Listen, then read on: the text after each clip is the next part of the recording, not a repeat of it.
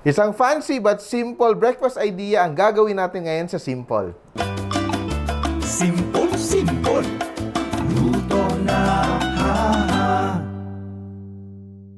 So, sisimulan natin sa paggawa nating crepe. So, we start off with our dry ingredients. So, meron lang tayong all-purpose flour. That's 1/4 cup. 2 tablespoons of cornstarch. Half teaspoon of salt.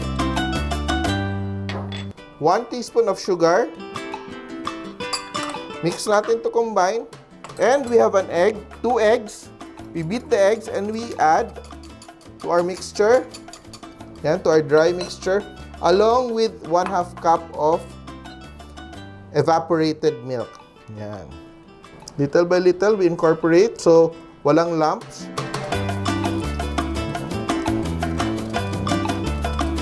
See, it's very light.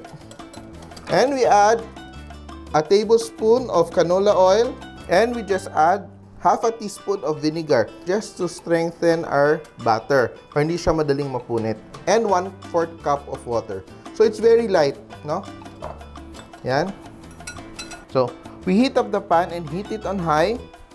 And once it's hot enough, we add our oil. Just a little bit, a drop of oil. And we turn down the fire and spread.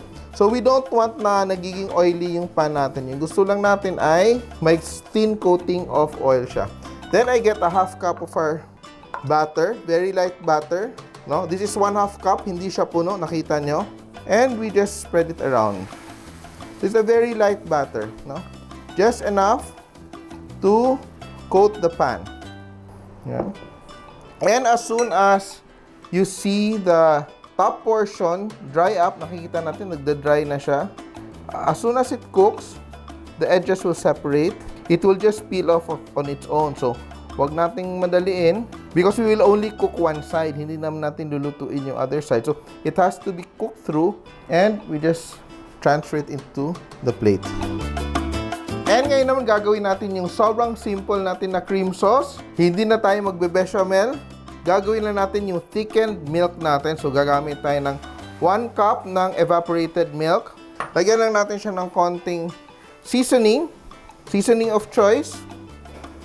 Konting black pepper. And thickener natin is a little bit of slurry. So, we just add a little bit of slurry to thicken our sauce.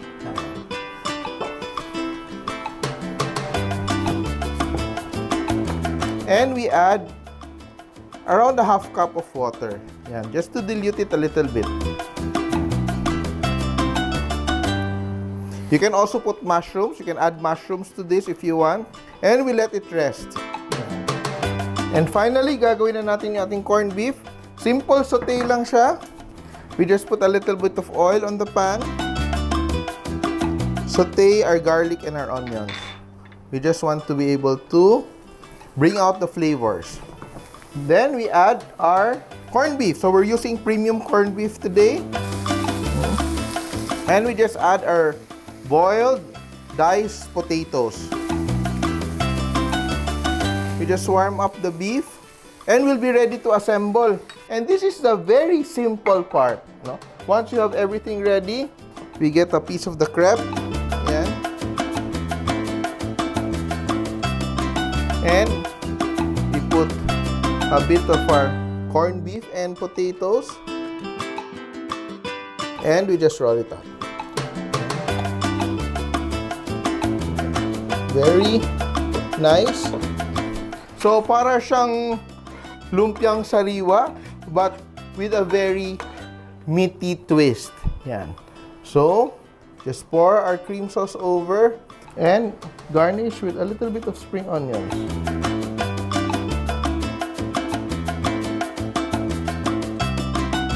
Look at that, a very luxurious looking breakfast for us. Para siyang lumpiang sariwa with a meaty twist. Corned beef crepes with cream sauce. Simple! Nagustuhan niyo ba ang video na to? Please share para lalong dumaming ating mga kasimpol. And don't forget to subscribe to our Facebook, YouTube, and Instagram accounts.